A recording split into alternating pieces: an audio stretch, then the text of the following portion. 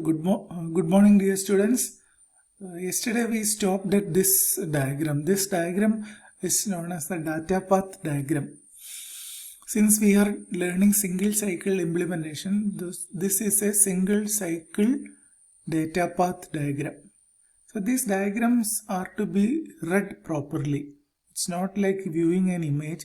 It has to be read properly. So first let us understand the functional units present inside the data path.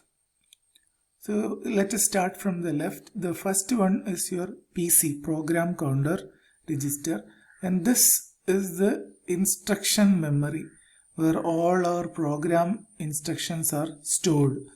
So it has got one input port and one output port. At the input port, you give the address of the instruction that we want to execute, and that instruction is coming out. 32-bit instruction is coming out. Next important unit is a dedicated adder for PC updation. So you get the instruction and then PC is made as PC plus 4. Okay. Now moving ahead from left to right, what you see next is a multiplexer. So this multiplexer is selecting from two inputs. Either it selects the bits 11 to 15 or it selects instructions 20 to 16. So we will go back and find out what is there in instructions 16 to 20 and 11 to 15. Okay, this we need to understand by looking at the instruction format.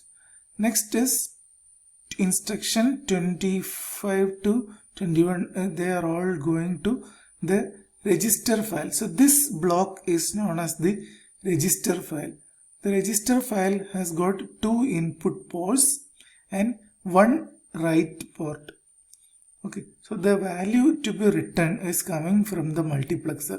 So there are the two options are instruction bits 16 to 20 and 11 to 15. So you can go back to the instruction formats and find out what is there in 16 to 20 and 11 to 15 and when we make the choice. So the control signal for the multiplexer is given by the register destination REGDST. So whatever you find yellow in this diagram, they are all control registers. So that selects the right register, and the right data is also coming from one part of the diagram, and the output of the register file is two registers which we can read data 1 and read data 2. These data 1 and data 2 are coming from two registers of the register file. So next thing we need to understand is the register write. So this is again a control line to the register file which will be asserted or made as 1 if we want to write some value to the register. Next important functional unit is the sign extension unit. So this is input is 16 bits and output is 32 bit. So the sign extension unit will be operating on the bits 0 to 15 of the instruction and then it will convert it into a 32-bit quantity, and the 32-bit quantity is fed to this shift left unit and the multiplexer. The next hardware unit that we find is the multiplexer. Again a multiplexer which is used for selecting the source operand for the ALU. So the source operand for the ALU could be a sign extended version of the bits from 0 to 15 or the read data 2 which is coming from the register file. To choose what between these two input is governed by the ALU SRC control line. Okay, now next unit is the ALU. ALU has got one value coming from the register file and the another value is a result of the multiplexer. So this depends on ALU SRC control line. Okay, next one is the control line to the ALU is generated by instructions from 0 to 5. We know that instructions from 0 to 5 is the function code. So function code is operated to get you, there is a processing happening on top of the function code to generate the required control signal for the ALU. So ALU control signals are generated by a ALU control signal generator unit who is clocked by or controlled by ALU OP. So based on the signal value from the ALU control, the ALU will perform some operation and the result is fed to the next unit. So next unit, before going to the next unit, we will look at this ALU.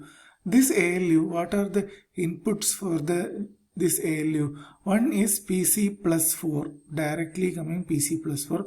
Another one is sine extended version multiplied by 4. So this is used for computing the branch target address. We know that PC plus 4 plus sine extended left shifted version of the immediate is the branch target address, and it is also given to the input of the multiplexer, because we know that branch will not be taken all the time. So in the case where branch is taken, the update for PC will be this value. If the branch is not taken, the update for the PC will be the PC plus 4 value. So this value is taken and fed back directly to the PC. So PC update is taking place. So the logic elements in this path, that is this one, this adder, the shift left, ALU multiplex, they are all meant for PC updation, either sequentially or based on the branch target address. Okay, now let us come back to the next functional unit, which is data memory. So data memory has got two control lines. So if memwrite is asserted, it will be writing into the memory. If memread is asserted, it will be reading from the memory. So next, the value that is coming from the read register, sometimes it will be written back to the register file, or you will be directly writing the output into the register. Okay, so what are the possibilities? So if you are reading some data from the memory and writing it back to the register, it is a load instruction. Okay, so at the time of executing load instruction, your memory to register control line will be asserted, or it will be 1, so that the data is written here. When you are executing an add instruction or an R-type instruction where the output of the ALU is directly written, then we will follow this line.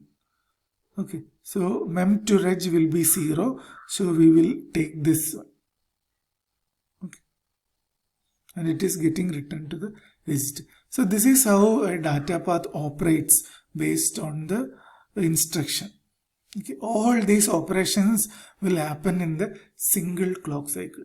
Okay, so if you look at the multiplexer, you will find that there are two inputs, 1 and 0. If control line is 1, this input will be taken. If control line is 0, this input will be taken to be provided at the output line.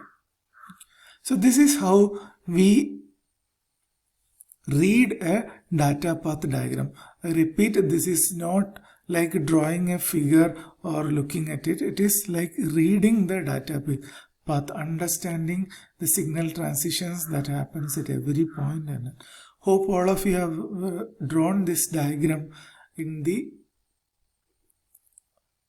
notebook. And next step would be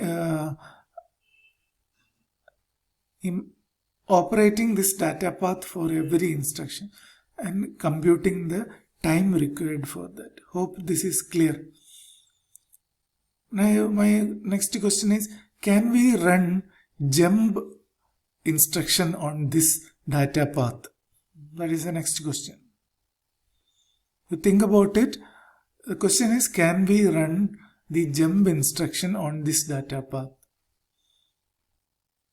And next question you have to try out is, how will we running the R-type instruction? How do we run the I-type instruction? How do we run the J-type branch instruction? Not J-type branch instruction. So visualize the execution of each of the instruction on this data path. Okay. So next video we will have after the discussion. Now it's time for you to sit with the diagram and see how each of the instructions will execute. Take an add instruction. See how it is executing. Take a load word instruction. See how it is executing. Take a conditional branch instruction. See how it is executing. Okay, we will come back after the discussion on Teams.